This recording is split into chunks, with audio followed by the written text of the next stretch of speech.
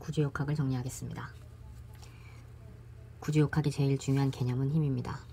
힘은 작용점, 힘의 크기, 힘의 방향 세 가지 요소로 구성이 되어 있는데요.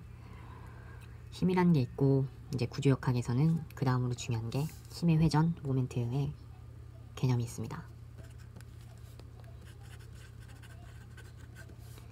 이 모멘트라는 것은 힘이라는 요소가 있고 그리고 모멘트가 작용하는 점이 있으면 그 점을 O라고 하겠습니다. 거기를 수직으로 이어주는 거리를 M이라고 할 때 모멘트라는 개념은 힘 곱하기 거리를 모멘트라고 합니다. 이 모멘트는 한국말로 하면 이제 힘의 회전이라고도 할 수 있는데요. 힘의 회전을 함으로써 이제 건축적이나 구조적으로 안전한지 안 안전한지를 알 수 있게끔 해주는 기본적이고도 중요한 개념이라고 할 수 있겠습니다. 보통 힘은 시계 방향으로 돌게 되면 플러스, 반시계 방향으로 돌게 되면 마이너스 부호로 많이 사용하고 있습니다.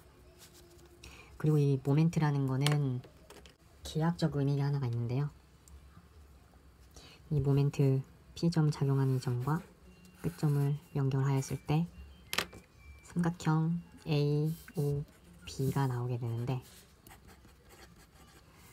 기하학적으로 이 삼각형의 2배 한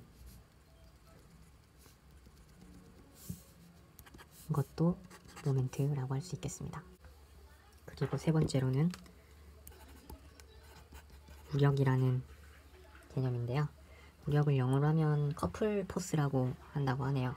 크기가 같고 방향이 반대인 한 쌍의 나란한 힘을 우력이라고 합니다.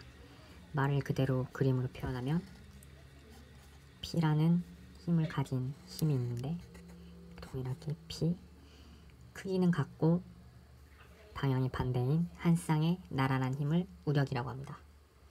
우력의 특징은 우력에 대해 작용하는 모멘트는 작용점의 어느 위치와 관계없이 항상 일정하다라는 개념이 있습니다. 수직점 이렇게 발생하는 것을 우력이라고 하는데 어느 점에나 우력 모멘트는 동일하다 라는 개념이 있습니다. 그래서 이것도 이렇게 되면 동일하게 플러스고요. 이렇게 되면 마이너스입니다. 예를 들어서 이쪽 점을 A라고 하고 이쪽 점을 B라고 하면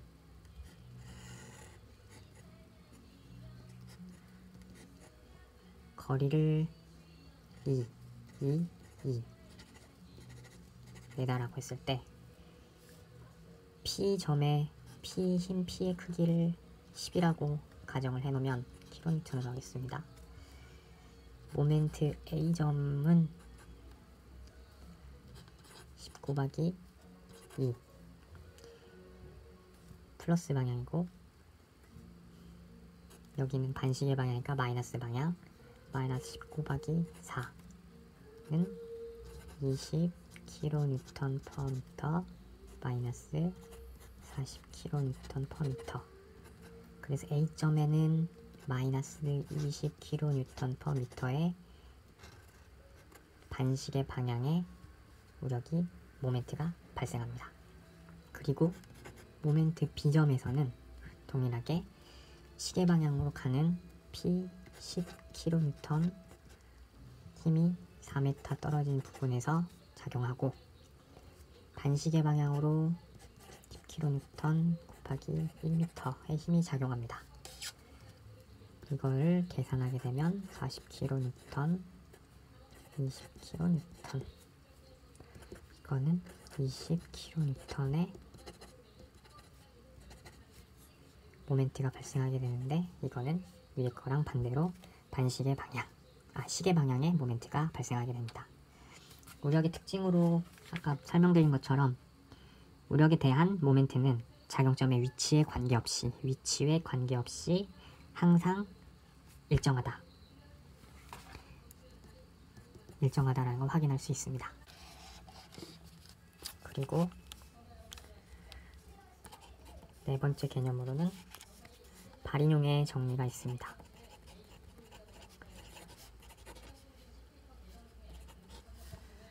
발인용의 정리는 나란한 여러 개의 힘이 작용할 때 임의의 한 점의 모멘트의 합은 그 점에 대한 합력의 모멘트와 같다. 이것을 그림으로 나타내면 R1이라는 힘이 있고 R2라는 힘이 있고 R3라는 나란한 여러 개의 힘이 있다고 가정하겠습니다. 기준점이 있어야겠죠? 기준점을 x라고 할 때 이 x에서 각각 떨어진 거리를 x1 그리고 이쪽까지를 x2 이쪽까지를 x3라고 하겠습니다. 이럴 때 R1, 힘 R1, 힘 R2, 힘 R3의 합력을 R, 대문자 R이라고 할 때 이쪽이든 어디든 이 합력 R이 생기는데 이 떨어진 거리 X가 각각의 모멘트와 같다라는 정의입니다. 이걸 식으로 나타내면 R 곱하기 X는 R1 곱하기 X1 플러스 R2 곱하기 X2 플러스 R3 곱하기 X3랑 같다라는 것이 발인용의 정리입니다.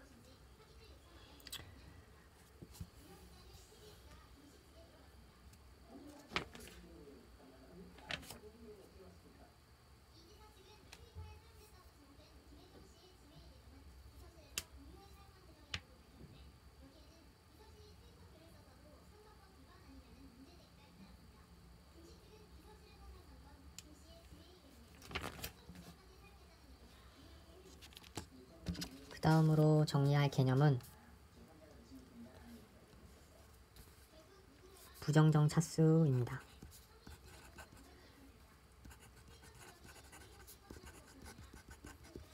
힘의 평형 조건을 만족해야 됩니다. 여기 부합적으로 힘의 평형이라는 개념이 있는데 이 개념에는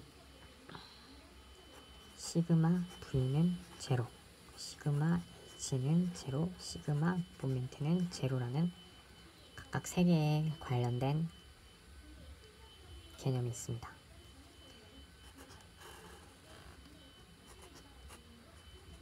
이런 구조물이 있을 때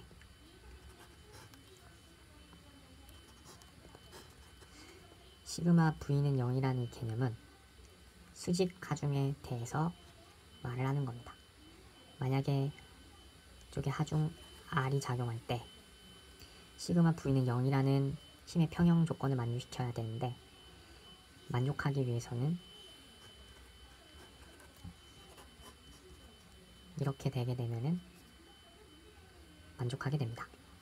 그 힘의 평형도 동일하게 H라는 힘이 작용을 하면 반대로는 H라는 힘이 작용을 해서 0이 되게 만들어줘야 됩니다. 모멘트도 마찬가지로 이쪽에 모멘트가 생기게 되면 이거를 상쇄시켜 줄 수 있는 모멘트가 생겨야 힘의 평형 조건이 만들어지게 됩니다. 이런 평형 조건이 왜 필요하냐? 구조물을 판별하는 판별식 중에서 이제 구조물이 안정한지 안정 0으로 하면 safety 그리고 불안정한지 0으로 하면 unsafety라고 합니다. 안정하다는 거는 이 힘의 평형 조건이 0을 만족하기 때문에 안정이 된 거고 불안정하다는 거는 이 힘의 평형 조건이 하나라도 안 맞게 되어서 구조물이 지탱할 수 없는 상태를 불안정이라고 합니다. 그럼 우리는 구조적으로 안정한 구조가 되도록 설계를 하는 것이 목표입니다. 그리고 이 안정이라는 거에는 또 두 가지로 나뉘는데 정정이라는 것과 부정정이라는 개념으로 나뉜다. 이 정정이라는 것은 이 세 개의 식으로 구할 수 있는 구조물을 정정이라고 하고, 부정정 구조물은 세 개의 식으로는 구할 수는 없지만 안정한 구조물을 나타냅니다. 보통 저희 구조물 같은 경우에는 부정정 구조물입니다. 여러 가지 힘이 작용을 해서 안정된 구조물이기 때문입니다. 이걸 다른 말로 고차식이라고 하는데 그것은 잘 모르겠고, 아무튼 이런 구조물에 대해 판별을 하는 것을 판별식이라고 합니다.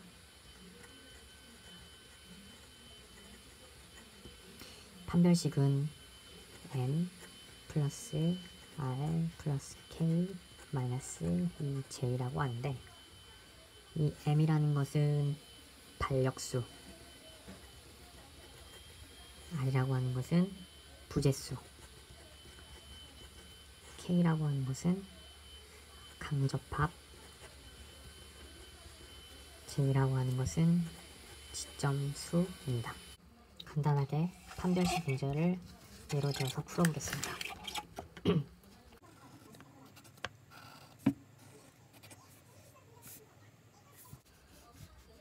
판별식은 m 플러스 r k 마이너스 2j입니다. 이쪽에 작용하는 반력수는 총 4개입니다. 4 플러스 부재수는 하나, 둘, 셋, 3 플러스 강접은 하나, 둘, 마이너스 1 곱하기 둘, 셋, 넷, 4. 이걸 계산을 하게 되면 7, 9, 마이너스 8. 그러면은 1이라는 숫자가 나오고, 이것은 1차 부정정이라고 합니다. 이제 이렇게 판별식을 해서 나온 이 값이, 판별식을 해서 나온 값이 0보다 크면 이거는 부정정 차수라고 합니다. 이 부정정 차수가 1이 나오게 되면 1차 부정정, 여기가 예를 들어 2가 됐다고 하면 2차 부정정, 3이면 3차 부정정, 이런 식으로 부정정이라고 개념을 합니다. 그리고 판별식이 0과 같으면 이것은 정정이라고 합니다. 근데 이렇게 판별식으로 풀었는데 판별식이 0보다 작으면, 예를 들어 마이너스 1이 나오거나 마이너스 2가 나왔다. 그러면 이것은 불안정 구조물입니다.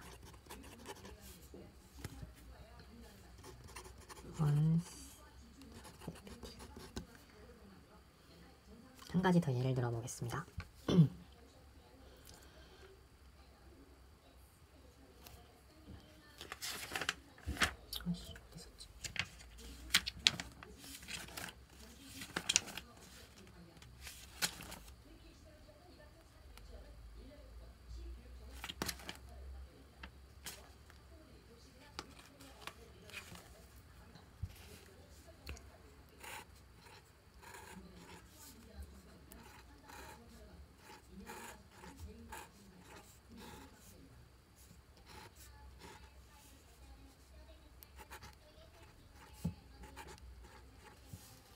이렇게 생긴 트러스 구조가 있다고 했을 때 이것은 정정 구조물일까요? 부정정 구조물일까요? 불안정 구조물일까요? 이것도 동일하게 판별식을 이용해서 풀 수 있는데요. 가장 먼저 봐야 될 것은 앞에서 말했다시피 힘의 평형 3가지 조건을 만족을 하는지를 먼저 파악을 해야 됩니다. 이거 같은 경우에는 외력이 작용했을 때 자신의 형태를 유지할 수 없습니다. 형태를 유지할 수 있는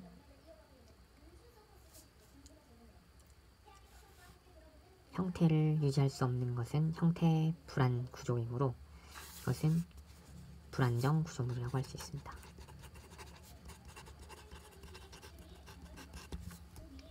가끔 시험 문제에 이런 식으로 판별식으로 풀었을 때 0이 나오는, 그러니까 정정이 나오는 문제를 내놓고 기본적으로 형태를 유지할 수 없는 구조물이 나와서 불안정 구조물을 정정 구조물로 헷갈리게 문제를 내는 경우가 있더라고요. 그거는 주의하셔야 될 것 같습니다.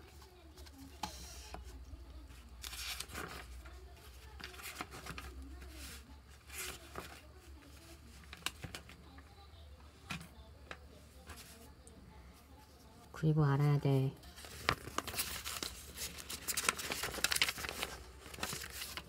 여섯 번째 개념은 트러스입니다.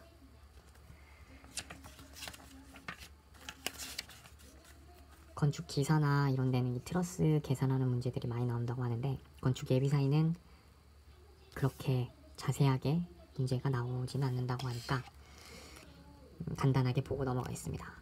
트러스는 해석하는 방법이 두 가지가 있는데,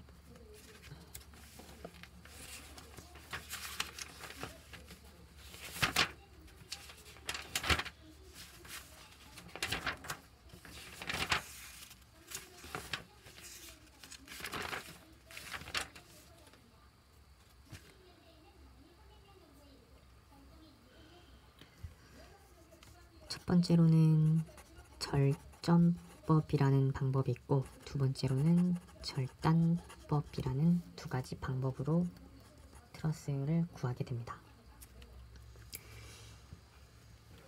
절점법이라는 것을 예제를 통해서 한번 알아보겠습니다. 저는 절단법은 안 볼 거고요. 절단법은 거의 시험 문제에 안 나온다고 생각하고 저는 과감하게 안 보겠습니다. 절점법, 예제로 예를 들어서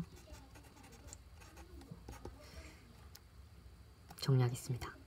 2번이라는 건 왜 나왔지?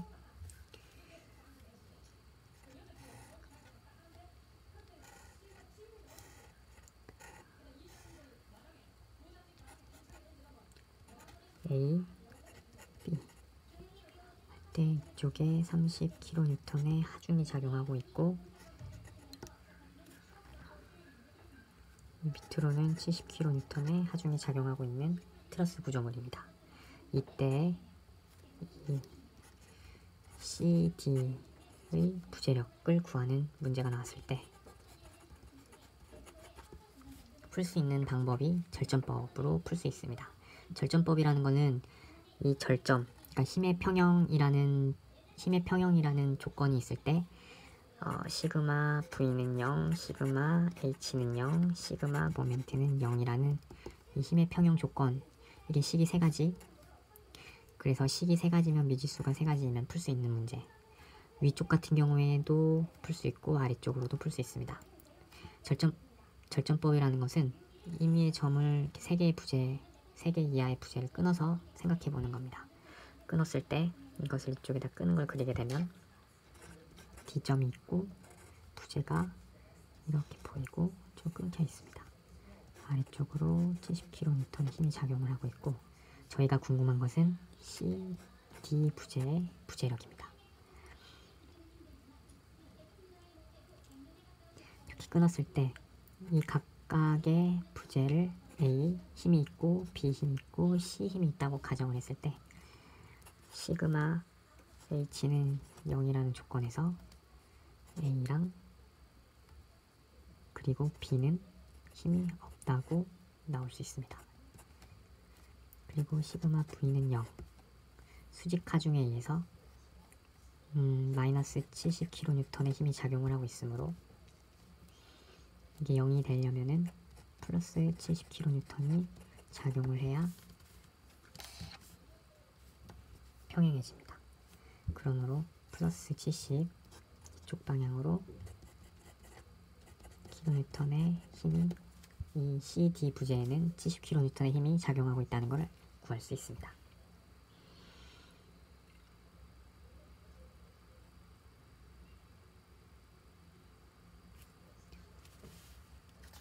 트러스에 대해서 간단히 알아봤고요. 다음은 단면의 성질에 대해서 정리하겠습니다. 단면의 성질에는 총 4가지가 있습니다.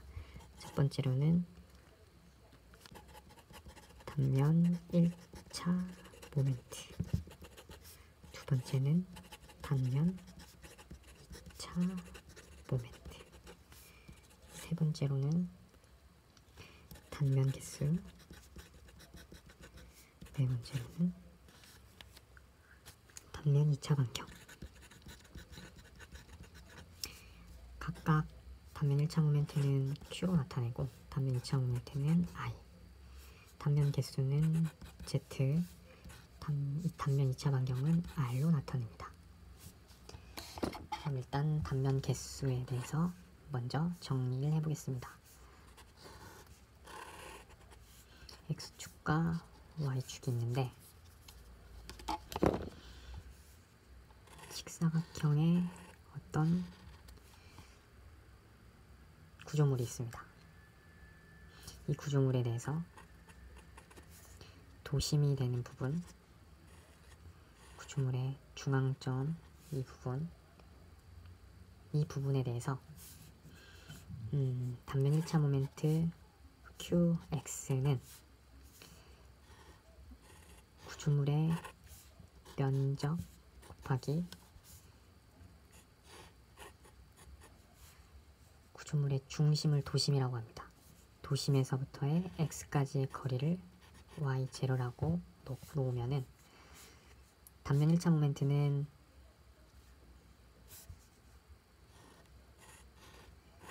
단면적의 Y0 한 값이 단면 1차 모멘트입니다.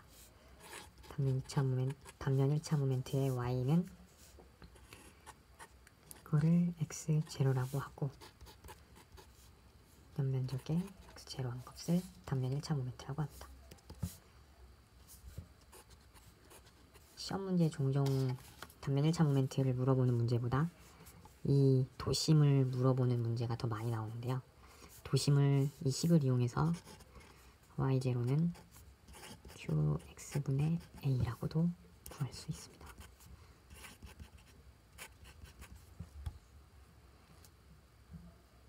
간단하게 개념은 단면 1차 모멘트의 개념은 이러하고 두 번째로 단면 2차 모멘트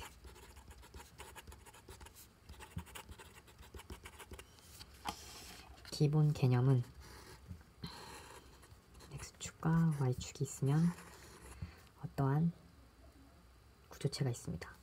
이것을 미소하게 잘랐을 때 이 한 점을 델타 D라고 하면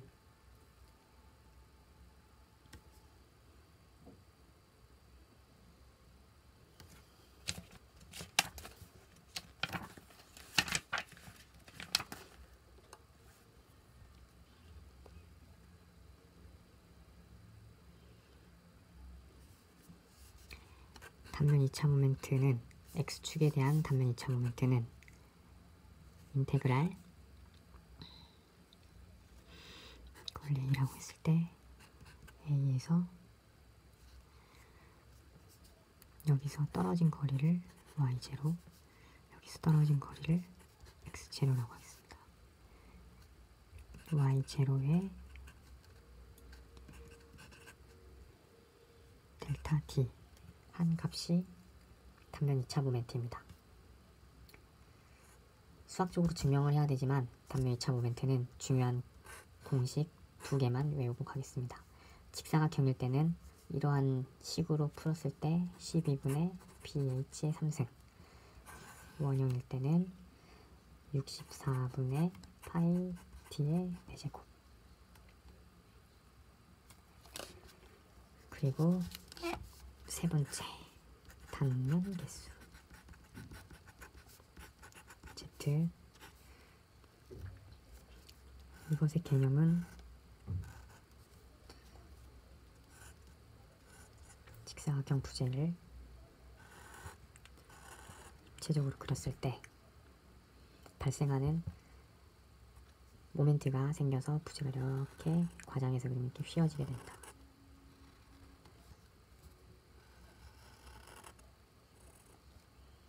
그러면 이쪽으로는 압축 축을 받게 되고 이쪽으로는 인장이 생기게 됩니다.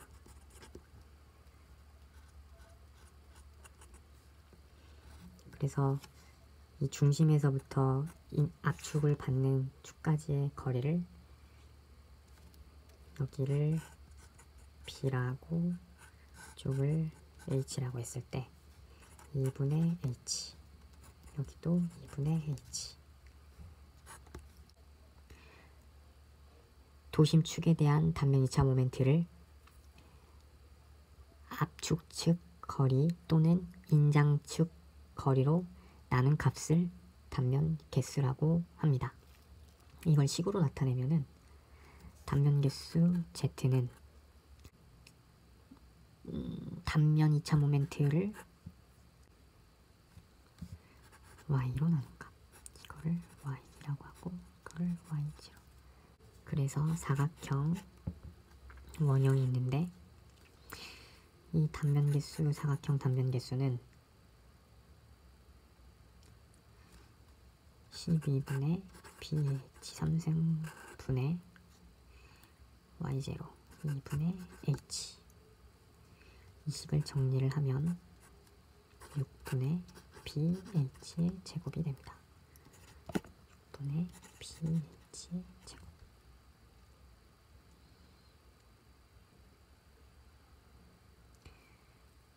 그리고 원형도 동일하게 Z는 64분의 파이 Dn의 제곱 2분의 D. 이 식을 동일하게 정리를 하면 32분의 파이 D의 세제곱.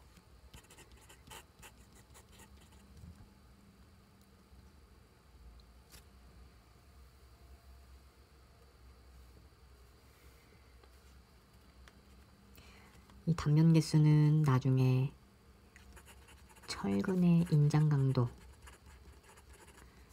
구할 때 사용되는 개념입니다. 그리고 네 번째 2차 반경. 이건 여기다가 정리하겠습니다. 네 번째 2차 반경은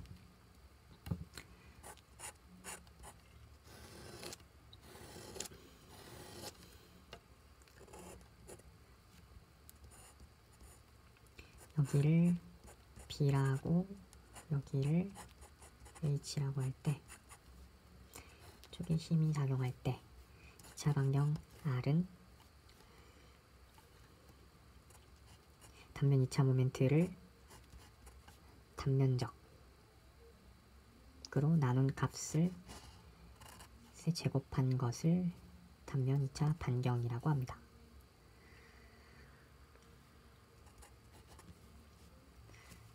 이건 조금 뒤에 나올 기둥 좌굴에 관련된 개념인 중에 하나인데 이것은 뒤에 가서 한 번 더 정리를 하도록 하겠습니다. 그 다음으로는 응력에 대해서 정리하겠습니다. 응력은 크게 세 가지로 나뉘는데 전단 응력, 충격 이 정도로 생각하면 되고 휘응력, 세 번째는 비틀림. 응력은 세 가지로 크게 정리를 할 수 있는데 첫 번째로 전단 응력에 대해서 알아보겠습니다. 전단 응력이라는 것은 정산식으로 표현할 수 있고, 두 번째 평균 전단력으로 표현할 수 있고, 세 번째는 최대 전단력으로 표현할 수 있습니다. 정산식에 대해서 표현을 하게 되면은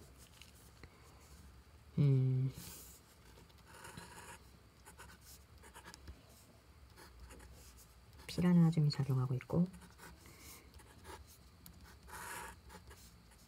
딱 중앙이 되는 거리에 2분의 1이라고 했을 때 A 지점에 B 지점에 작용하는 반력은 2분의 P입니다. 그랬을 때 이 부분을 끊어서 보게 되면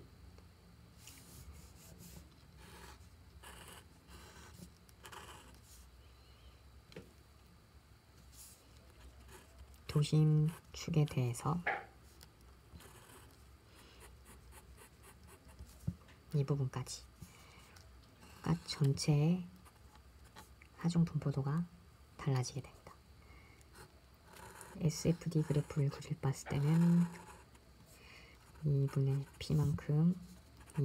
P만큼의 전단력이 발생하게 되는데,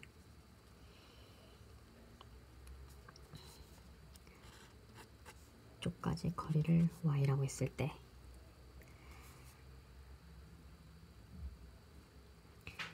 정산식은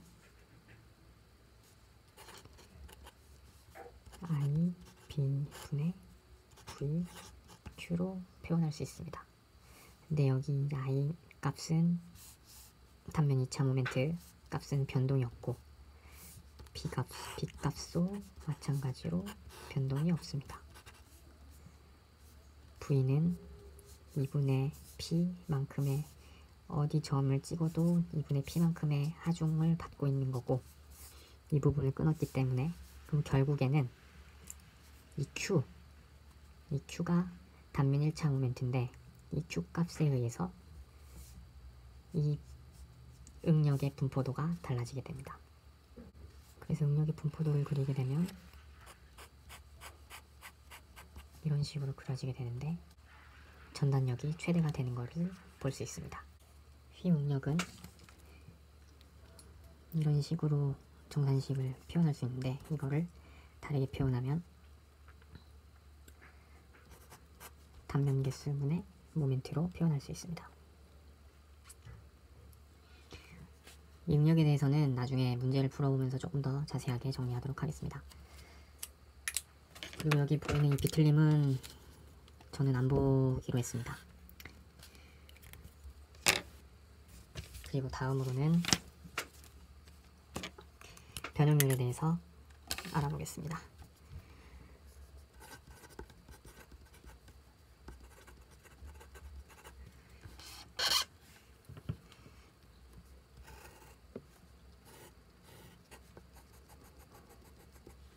변형률이라는 것은 어떤 물체에 하중 P가 작용했을 때 원래의 길이보다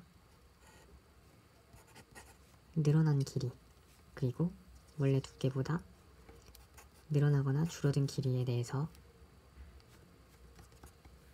식을 정리한 게 변형률입니다.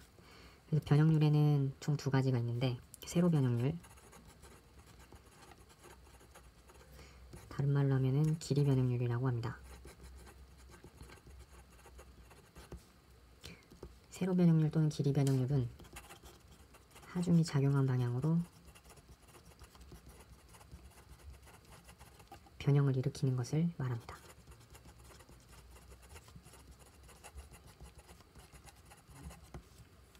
식으로 나타내게 되면 변형된 길이를 원래 길이로 나눈 값입니다. 이것을 변형률이라고 합니다. 가로 변형률은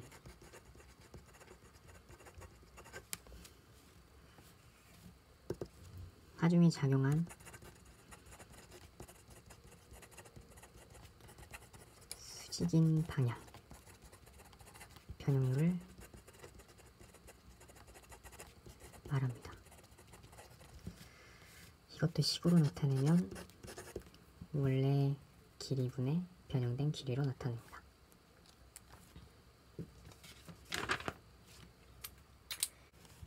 열 번째로는 크기 법칙에 관련돼서 정리하겠습니다. 응력과 변형률의 관계입니다. 간단히 식으로 쓰면은 탄성 개수는 응력분의 변형률로 나타낼 수 있습니다. 이 식을 가지고 엄청나게 많은 것을 응용할 수 있는데, 일단 이 정도만 정리하고 넘어가겠습니다. 11번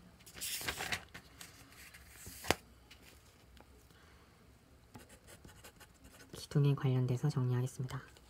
기둥은 크게 단주와 장주로 구별할 수 있는데, 단주로 계산하게 될 때는 하중 P가 작용할 때 응력 분포도는 이런 식으로 됩니다. 동일하게 압축, 압축. 근데 여기에 하중 P가 이만큼 떨어진 부분에서 하중이 작용하게 되면 하중 분포도는 이런 식으로 작용하게 되고, 이가 많이 떨어지면 떨어질수록 이런 식으로도 하중 분포가 일어날 수 있습니다. 이렇게 하중 분포가 일어나게 되면 이쪽에서는 인장이 발생하게 되고 이쪽에서는 압축이 발생하게 됩니다. 기둥에서 인장이 생기게 된다는 것은 구조적으로 아주 불안정한 구조가 되므로 인장이 발생되지 않게끔 기둥을 설계해 줘야 됩니다. 그래서 그 점, 하중 분포도가 이렇게 나오는 이 점을 연결한 이 부분을 코어라 하고 이게 핵이라고 정의합니다. 사각형에서는 이게 6분의 2만큼, 그러니까 6분의 2만큼 떨어지지 않게끔 기둥을 설계를 해야 됩니다. 직사각형 기둥일 때는 6분의 2만큼인데 원형 기둥일 때는 이 코어, 그러니까 핵이 D면은 핵은 8분의 D 안에 위치해 있어야 됩니다.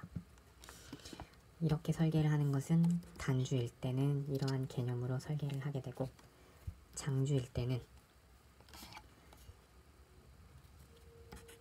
좌굴이라는 새로운 개념이 들어오게 됩니다. 이 개념을 정리한 사람이 오일러라는 사람인데, 오일러의 법칙을 만들었습니다.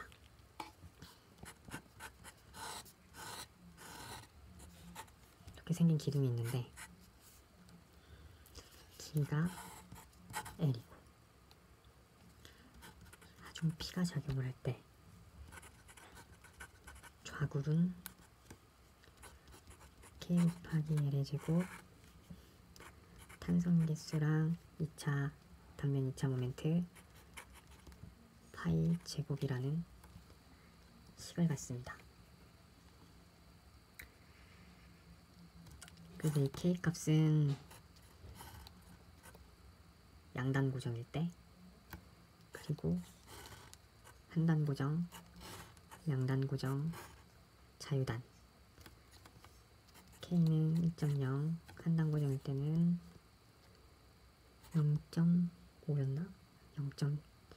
0.7, 양단 고정일 때는 0.5, 자유단일 때는 2의 값을 갖게 됩니다.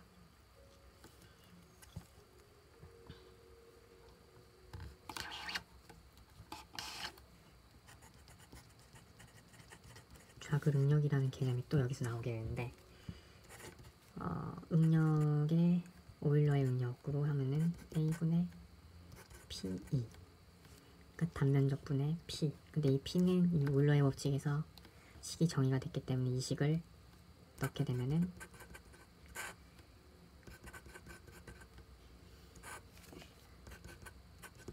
이런 식으로 식을 유도할 수 있습니다.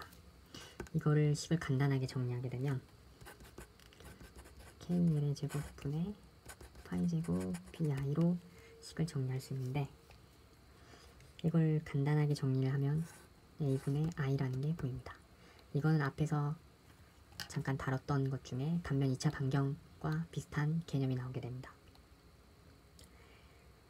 이걸로 정리를 하게 되면 이 식을 더 간단하게 정리를 할 수 있는데, R분의 KL의 제곱분의 파이 제곱 B로 식을 간단하게 정리할 수 있습니다.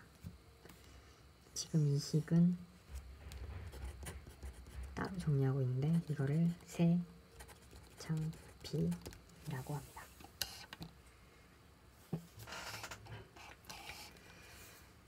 오늘은 여기까지 기둥까지 정리를 빠르게 해봤는데요. 나머지 것들은 차차 문제나 조금 더 개념 정리가 되면 조금 더 자세하게 다루도록 하겠습니다.